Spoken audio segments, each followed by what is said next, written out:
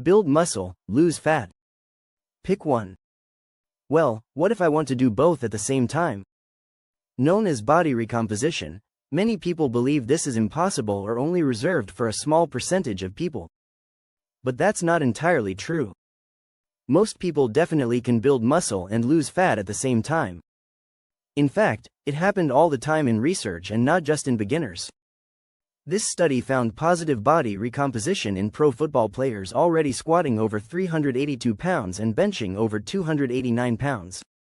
And even some women at extreme levels of leanness preparing for a bodybuilding show have been found to gain a bit of muscle during this process. So what's the secret? Well, the major problem with trying to build muscle and lose fat at the same time is there are two opposing goals. Typically, you need to be in a calorie deficit to lose fat. But because muscle building is such an energy-demanding process, this usually prevents you from building muscle. However, the energy your muscles need to grow doesn't just have to come from your diet. With the right nutrition and training plan, you can actually signal your body to use its existing fat stores as energy towards building muscle, and as a result, build muscle and lose fat simultaneously. So how do we do it? Well, there's 3 steps to this, starting with nutrition. Now, the most important part of your nutrition is your calorie intake. And although you want to be in a calorie deficit to stimulate fat loss, it shouldn't be as aggressive as it is during a typical dieting phase. As for what that sweet spot is, let's take a look at this 2021 meta-analysis. Researchers pooled together 59 fat loss studies to try to find at what point the calorie deficit becomes too low for building muscle to be possible. Here's the graph of the results. Notice how many people were able to build muscle when the deficit was small, but as soon as it surpassed a deficit of around 300 calories, muscle growth came to a halt and even began to decrease as soon as the deficit grew larger than 500 calories. Now keep in mind, this data is from subjects following standard fitness programs employed in research studies, which usually aren't the most ideal programs for building muscle.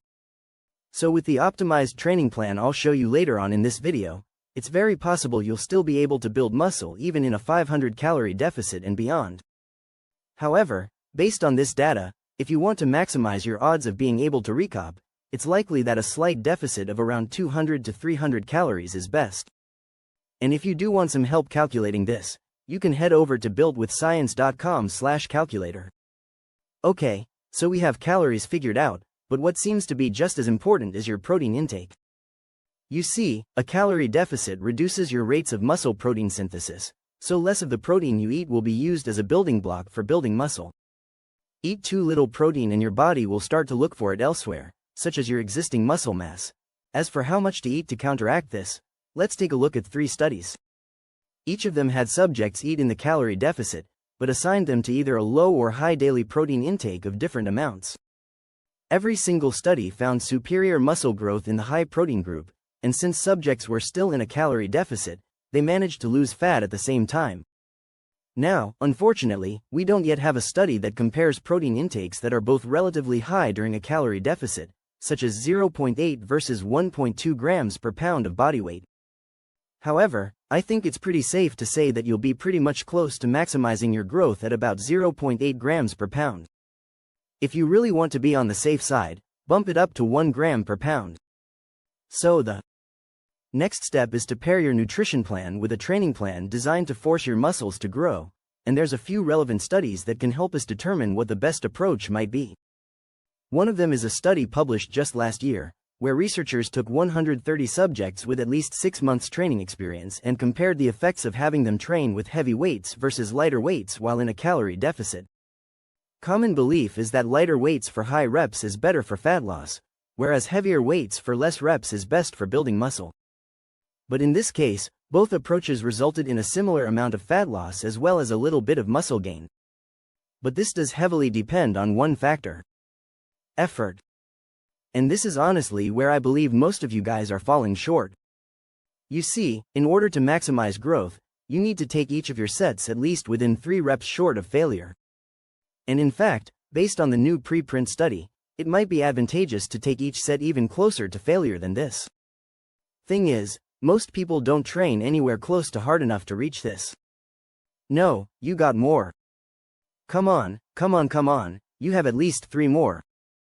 Go. And this brings me to an important point I want to make. There really isn't a special body recomposition training plan. It's about doing the basics, but doing them well. Push hard enough during your sets, train with enough volume, work each muscle at least twice per week, and most importantly, stay consistent. Even if you're an experienced lifter, fixing any one of these variables can very well be the stimulus your body needs to continue building muscle despite being in a deficit. But before I cover who exactly body recomposition is best suited for, there is one more variable you need to make sure you don't overlook: sleep. Okay, so the most relevant study we have regarding sleep and body recomposition was published back in 2020. Researchers took untrained men and randomly assigned them to either a workout program consisting of 2 full body workouts per week, or that same workout program plus a sleep education program designed to improve both the quantity and the quality of their sleep. After 10 weeks, both groups had similar increases in muscle, with a trend favoring the sleep group. When it came to fat loss, however, the sleep group actually ended up losing a significant amount of fat, while the workout-only group ended up gaining a little bit of fat. Other studies have shown similar effects as well, where sleep deprivation negatively affects both muscle gains and fat loss. So to make sure you don't sabotage all the work you put into your nutrition and training, try to get at least 7 hours of sleep per night. Alright, so now that we've covered how to recomp, let's discuss the most important part: who body recomposition is best suited for and whether or not it's actually worth your time pursuing. So first off, the higher your potential for growth, the more likely you'll be able to recomp. And there's 3 main groups of people who satisfy this criteria. The first group are beginners who can basically touch a weight and end up growing. The second group has to do with the fact that muscle regrows far easier than it took to initially grow it. Lawrence, one of our Build with Science members, is a good example of this. He took some time off training, and in his first 2 months back, although his body weight didn't change very much, he was able to build some muscle while losing a good amount of fat. But the third group is where I think most people fall under. And Nick, another one of our Build with Science members, is a perfect example of this. Although he had been training for several years, he was pretty much just going through the motions. He never properly applied progressive overload and had plenty of other areas where his training could improve. He also just didn't know how to approach his nutrition. After we helped optimize his plan, he quickly saw results and experienced incredible body recomposition over the course of several months. Although his actual body weight didn't change too much, he clearly built a good amount of muscle while losing a ton of fat in the process. That said, even if you do fall into one of these 3 groups, there's still one more condition you should satisfy, and the importance of this is highlighted in a recent 2023 case study. Researchers analyzed a group of professional bodybuilders during the contest prep and found that as they got leaner, building muscle became far less likely, and eventually muscle loss became inevitable once they surpassed a certain level of leanness. It is interesting, however, that a few of the female subjects were still able to build a little bit of muscle, and another study has actually shown similar results that suggests that body recomposition may be more likely to occur in females even when relatively lean. But we definitely need more research. But overall, although the exact minimum level of body fat required to recomp isn't entirely clear yet, I'd say around 15% body fat for males and at least 22% for females is a good minimum. But now it's time for the $1 million question. Is body recompositing even worth your time? Well, first off, if you're someone who's pretty lean or has been trained both hard and consistently for at least 6 months, then you're probably going to have a hard time trying to recomp. Secondly, even if you are likely to recomp, you should also consider what your main goal is right now. I know you want to do both, but what's truly more important to you right now? Building muscle or losing fat? For example, while you might end up building a little bit of muscle during a recomp, most research suggests that a surplus or lean bulk is likely superior. Whereas if your main goal is to lose fat, then a slightly more aggressive deficit would definitely lead to more fat loss, with the possibility that you'll still be able to gain a little bit of muscle. It's also likely no coincidence that no bodybuilder on the planet, at least that I'm aware of, natural or enhanced, tries to recomp their way to muscle growth. They use bulking and cutting cycles and end up looking better year after year. And perhaps just as important, we as humans like to see things go in the right direction. During a recomp, results can be slow and your body weight doesn't really help indicate whether things are going in the right direction. So you have to rely on other metrics like small differences in progress photos, strength in the gym, how your clothes are fitting, and tracking your waist circumference over time.